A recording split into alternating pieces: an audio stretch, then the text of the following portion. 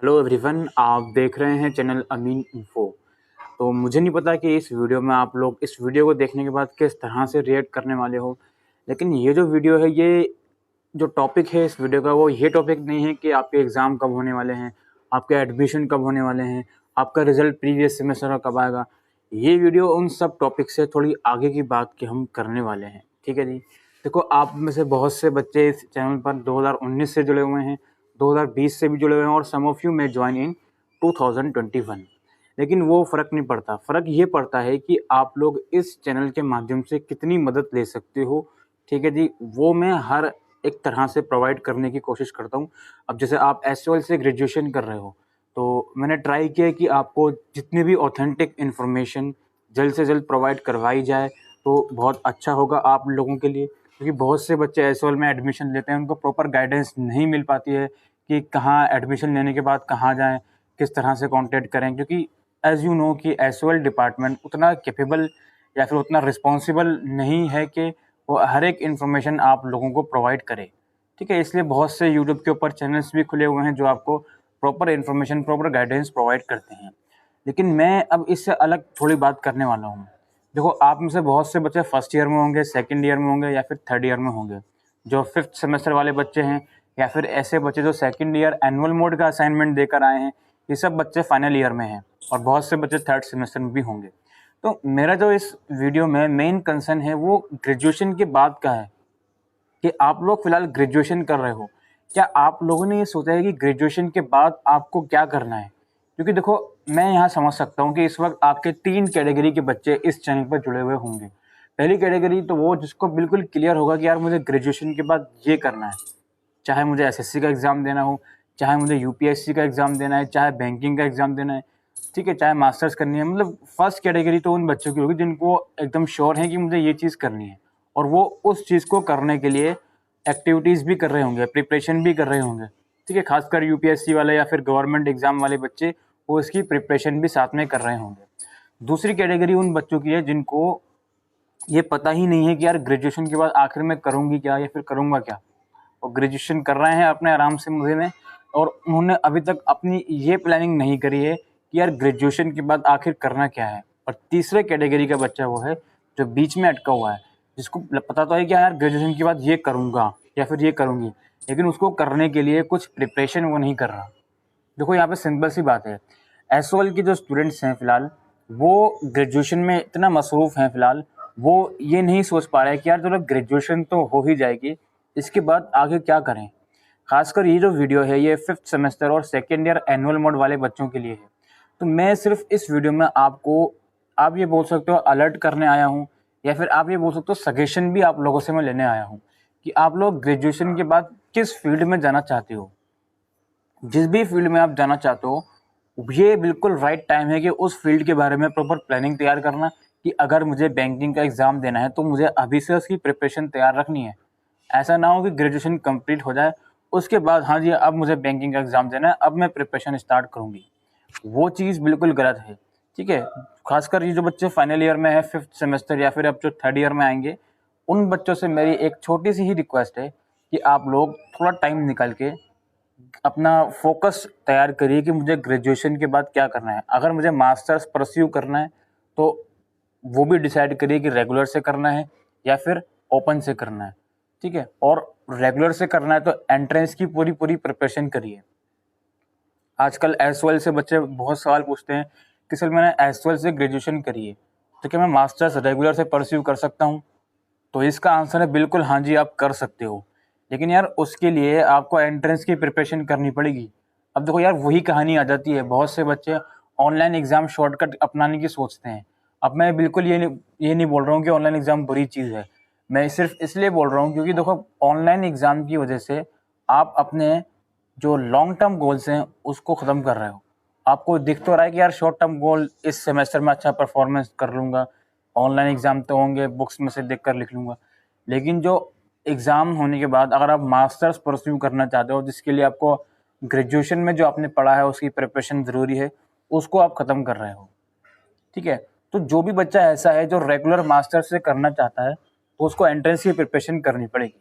अब जैसे for example आप पॉलिटिकल साइंस में मास्टर्स करना चाहते हो, तो आपको एंट्रेंस की प्रिपरेशन करनी पड़ेगी, ठीक है। और एंट्रेंस की प्रिपरेशन ऐसी नहीं है कि आप ग्रेजुएशन कंप्लीट हो गई आपकी, फिर उसके बाद 1-2 महीने बचे एंट्रेंस के लिए, उसमें आप प्रिपरेशन कर रहे हो। आपको प्रिपरेशन कम से कम 6 से 7 महीने पहले ही शुरू करनी पड़ेगी, सो दैट आप ये बोल सकते हो कि हाँ जी, मेरी एक अच्छी प्रिपरेशन है masters of political science entrance के लिए, अब मैं अच्छे से एंट्रेंस दे सकता हूँ। अगर आपको रेगुलर से परस्यू करना है, वही ओपन से करना है, अब ओपन में भी 2 ऑप्शन है, एक एसओएल है और एक इग्नू है। वैसे ऑप्शन तो और भी हो सकते हैं, लेकिन मेनली बच्चे जो ग्रेजुएट होते हैं एसओएल से, वो या तो मास्टर्स इग्नू से करते हैं या फिर बहुत से बच्चे एसओएल से भी करते हैं। तो इग्नू से तो कोई दिक्कत नहीं है, मास्टर्स हो जाती है इजीली, कोई एंट्रेंस नहीं है, कोई परसेंटेज की रिक्वायरमेंट नहीं है। लेकिन अगर आप एसओएल से भी मास्टर्स करना चाहते हो तो उसमें भी आपको एंट्रेंस देना पड़ेगा। अब बहुत से बच्चे पूछते हैं कि सर मेरे ग्रेजुएशन के मार्क्स के बेस पर एडमिशन नहीं होगा। तो अगर आपने उसी सब्जेक्ट में ग्रेजुएशन करी है डीयू से और आपकी परसेंटेज बहुत अच्छी है तो ही आपका एडमिशन हो सकता है। और बहुत अच्छी से मेरा मतलब है, अगर आप जनरल वाले बच्चे हो तो एटलीस्ट 73-75 से अबव परसेंटेज होनी चाहिए, ठीक है। तो यहाँ पर जो मैं कहने आया हूँ वो ये है कि अगर आप ग्रेजुएशन के बाद मास्टर्स करना चाहते हो तो उसकी प्लानिंग अभी से बनाते हुए चलो, ठीक है। अगर आप ग्रेजुएशन के बाद कोई कॉम्पिटिटिव एग्जाम की प्रिपरेशन करना चाहते हो तो उसकी प्लानिंग आपको अभी से बनाते हुए चलनी पड़ेगी। एंड मैं ये बहुत अच्छी तरह से जानता हूँ कि जो बच्चा यूपीएससी का एग्ज़ाम देना चाहता है वो प्रिपरेशन ऑफ कोर्स कर रहा होगा, उसमें कोई डाउट वाली बात नहीं है। लेकिन बहुत से बच्चे ऐसे हैं जिनको इंटरेस्ट है कि हाँ मैं बैंकिंग का एग्ज़ाम दूंगा या फिर मैं एसएससी का एग्ज़ाम दूंगी। उन बच्चों को इंटरेस्ट तो है या एग्ज़ाम दूंगी मैं, लेकिन प्रॉपर प्लानिंग, प्रॉपर गाइडेंस उनके पास नहीं है कि इसकी प्रिपरेशन करने के लिए मुझे कहाँ से शुरुआत करनी चाहिए। तो इसलिए जो इस वीडियो का टारगेट है वो ये है कि आप लोगों के दिल में, आप लोगों के दिमाग में अवेयरनेस आए कि हाँ अभी 1 साल है मेरे पास, इस 1 साल में मुझे प्लानिंग भी करनी है और उस प्लानिंग को इम्प्लीमेंट भी करना है अपनी प्रिपरेशन के लिए। ऐसा ना हो कि ग्रेजुएशन कंप्लीट हो गई उसके बाद फिर हम डिसाइड करने बैठेंगे कि आखिर क्या करें, और इस चक्कर में यार साल ऐसे ही वेस्ट हो जाता है और पता भी नहीं लगता।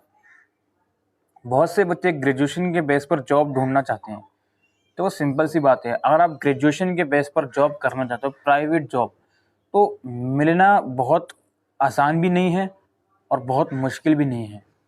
समहाउ आपके लक के ऊपर भी डिपेंड करता है और समहाउ इस चीज़ के ऊपर भी डिपेंड करता है कि ग्रेजुएशन के अलावा आपके अंदर एडिशनल स्किल्स क्या क्या हैं। क्या आपको इंग्लिश अच्छी से आती है, क्या आपकी कम्युनिकेशन स्किल्स अच्छी हैं।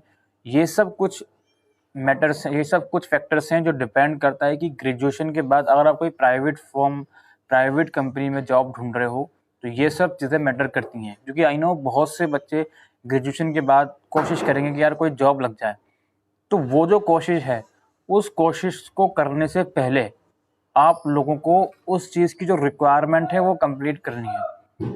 एटलीस्ट अपनी पर्सनालिटी डेवलप कर लीजिए, एटलीस्ट अपनी वोकेबलरी इम्प्रूव कर लीजिए, है ना। ये चीज़ें इम्प्रूव करोगे इसके बाद ही आप लोग एक अच्छी प्राइवेट फॉर्म में जब इंटरव्यू के लिए जाओगे तो वहाँ पे आपको एडवांटेज होगा।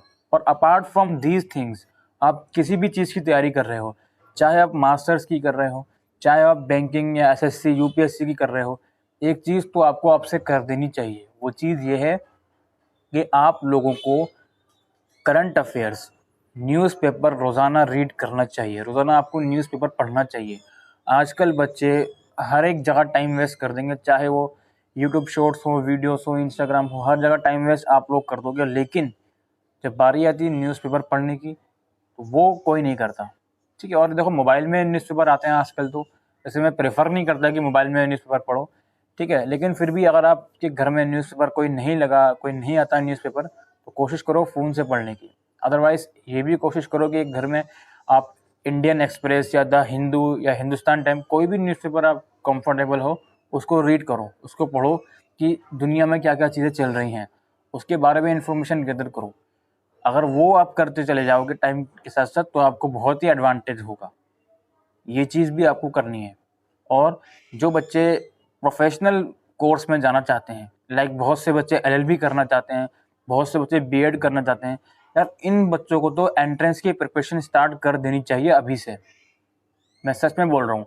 अगर आप बीएड करना चाहते हो, अच्छा देखो बीएड की ही बात कर लेते हैं। बहुत से बच्चे कहते हैं कि सर मुझे बीएड करना है लेकिन ओपन से करना है। अब मेरे ये समझ में नहीं आता कि यार बीएड ओपन से करने का आपको क्या बेनिफिट्स हैं। हो सकता है आपके दिमाग में कुछ चल रहा हो, कोई बात नहीं है, ओपन से कर लीजिए, लेकिन उसके लिए देखो बीएड ओपन से अगर करना है तो फीस तो बहुत लगती है, ठीक है। और रेगुलर बीएड करने के लिए दिल्ली के अंदर अगर हम गवर्नमेंट इंस्टीट्यूट की बात करें तो एक तो आपकी दिल्ली विश्वविद्यालय है जहाँ पे सीट्स बहुत ही कम है, एक आपका आईपी यूनिवर्सिटी है। आईपी यूनिवर्सिटी में काफ़ी चांसेस रहते हैं कि आप अगर बीएड की अच्छे से प्रिपरेशन कर लेते हो तो आईपी यूनिवर्सिटी में आपका एडमिशन आराम से हो सकता है। तो आईपी यूनिवर्सिटी के एंट्रेंस की प्रिपरेशन आप लोग कर सकते हो, लेकिन आप लोग थोड़ा बड़ा भी सोचो। सिर्फ ये मत सोचो कि यार दिल्ली में रह के मुझे बीएड करना है। एक बच्चा दिल्ली में किसी प्राइवेट यूनिवर्सिटी या लाइक एमआईटी यूनिवर्सिटी से बीएड कर रहा है, उसमें उसने लाखों रुपए खर्च कर दिए, लेकिन वो चाहता तो यूपी जा सकता था पढ़ने के लिए या फिर हरियाणा में जा सकता था, जहाँ पर वो पढ़ाई के साथ साथ अपने रूम्स, फ्लैट्स या पीजीज उसका एक्सपेंस भी देता। तो दोनों टोटल करके पता लगा कि एमआईटी की फ़ीस जितना है उसका वहाँ पर भी खर्चा आ रहा है और वहाँ की वैल्यू भी ज़्यादा है गवर्नमेंट इंस्टीट्यूट की। तो इस चीज़ को भी अपने दिमाग में लेकर आओ कि सिर्फ दिल्ली में नहीं रहना पढ़ाई के लिए।